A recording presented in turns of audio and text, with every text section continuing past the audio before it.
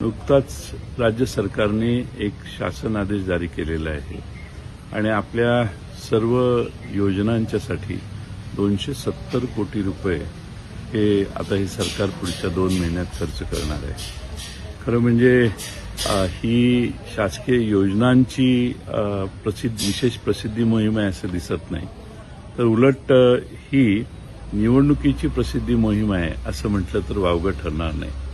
आपला स्वतःचा प्रचार करण्यासाठी सरकारी तिजोरी वापरण्याचा एक कार्यक्रम या सरकारने हातात घेतलेला दिसतोय।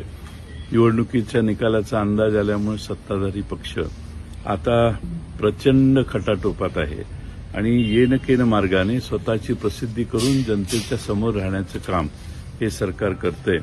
जेवढी सत्ताधारी पक्ष स्वतःची प्रसिद्धी करतील तेवढी सामान्य जनतेच्या मनात त्यांच्याबद्दल राग वाढत जाईल असा मला विश्वास आहे।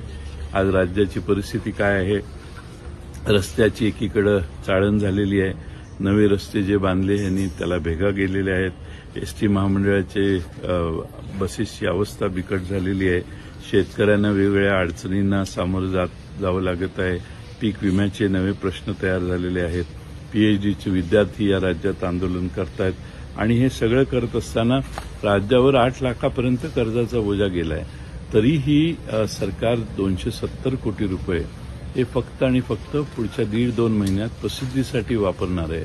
याचा अर्थ वर्तमानपत्र आता उघडायची गरजच नाही, प्रत्येक पानावर यांचेच फोटो आणि यांच्याच जाहिराती, एसटीकडे बघण्याची गरज नाही कारण सर्व एसट्यांवर आता यांच्या जाहिराती येणार आहेत। सगळ्या महाराष्ट्रात जिथं जिथं जाहिरातीचे बोर्ड आहेत तिथं टीव्हीवर सोशल मीडियावर प्रचंड पैसे खर्च करण्याची सरकारी तिजोरीतून भावना या सरकारची आहे। खरं म्हणजे महाराष्ट्रातल्या जनतेने याचा पुन्हा एकदा विचार केला पाहिजे। यांच्या योजना या महाराष्ट्रातल्या जनतेसाठी नाहीत, यांच्या स्वतःचं पुनर्वसन करण्यासाठी आहेत, ज्याची आज ते जाहिरात करतायत आणि म्हणून याचा राष्ट्रवादी काँग्रेस शरदचंद्र पवार पक्ष निषेध करतो।